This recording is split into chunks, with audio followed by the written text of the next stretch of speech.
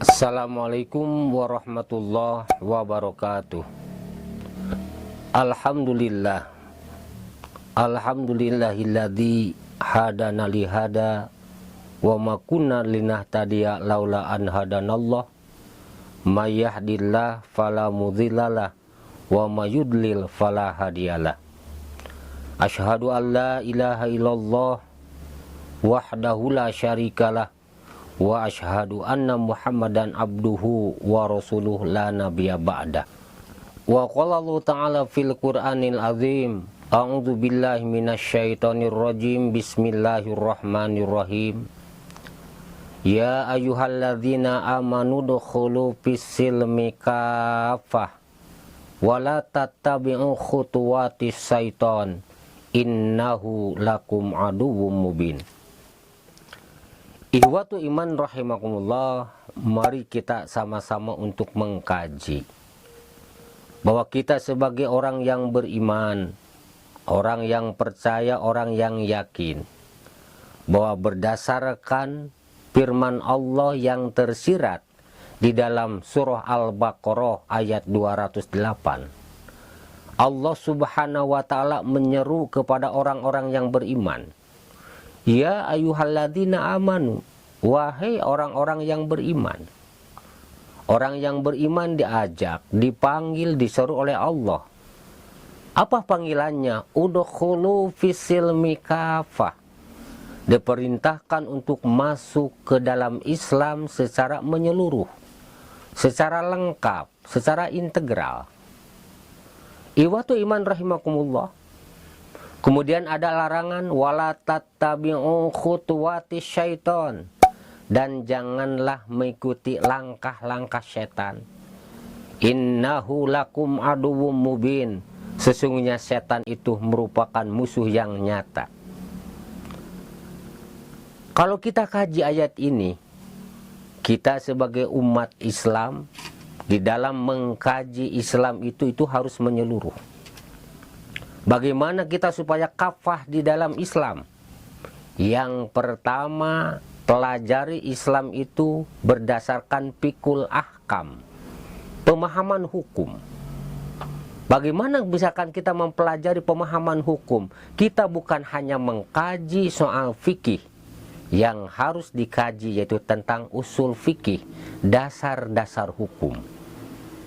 Supaya kita dapat toleran terhadap orang lain, dapat menghargai ketika ada perbedaan di kalangan pemahaman. Karena kita harus yakin, di dalam kaidah usul fikih dikatakan, al-ijtihadu la yunqidu bil ijtihad. Paham tidak bisa disalahkan dengan paham. Ihwatu iman rahimakumullah, itu ya yang pertama, yaitu masalah fikul ahkam.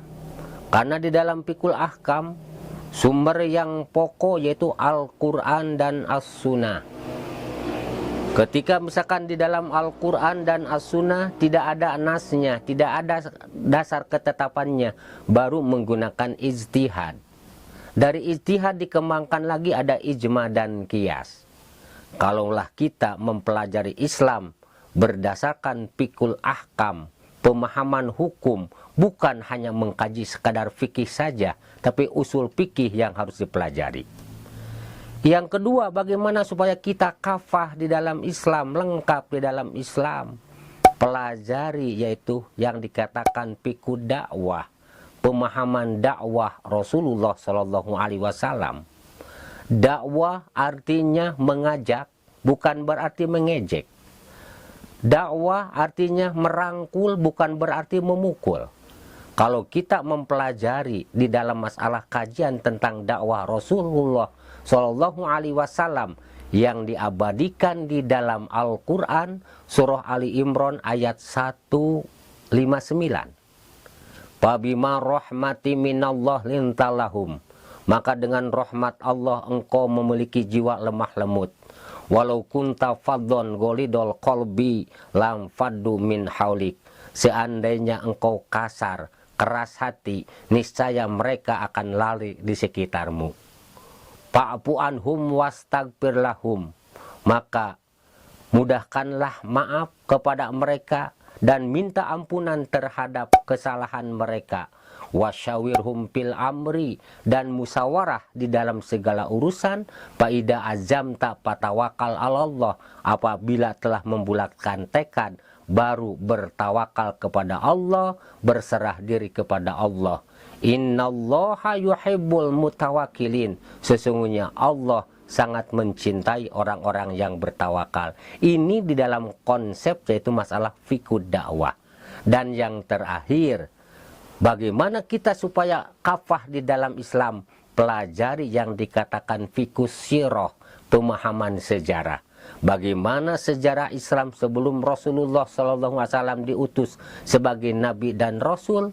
Bagaimana misalkan sejarah Rasulullah SAW kesininya Khulafaur Rasyidin, Bani Umayyah, Bani Abbasiyah, sampai sejarah masuknya ke negara tercinta yaitu negara Indonesia ini. Bagaimana Islam masuk ke negara Indonesia? Kalau kita mempelajari sejarah, insya Allah kita akan kafah di dalam mempelajari Islam.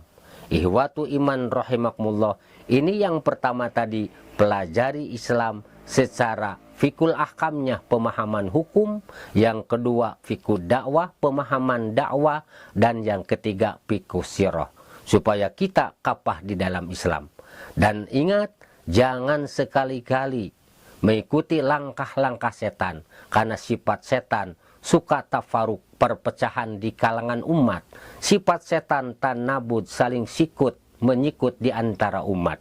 Dan kita sebagai umat yang beriman, umat yang yakin kepada Allah Subhanahu wa Ta'ala, mari kita mengkaji Islam secara kafah, jangan secara parsial atau potongan kedisiplinan ilmu saja.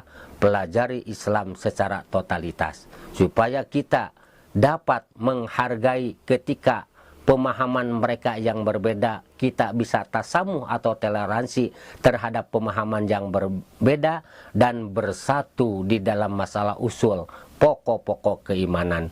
Rupanya itu yang bisa disampaikan. Mudah-mudahan di dalam penyampaian ini ada guna dan manfaatnya dan berfaedah bagi kita semua.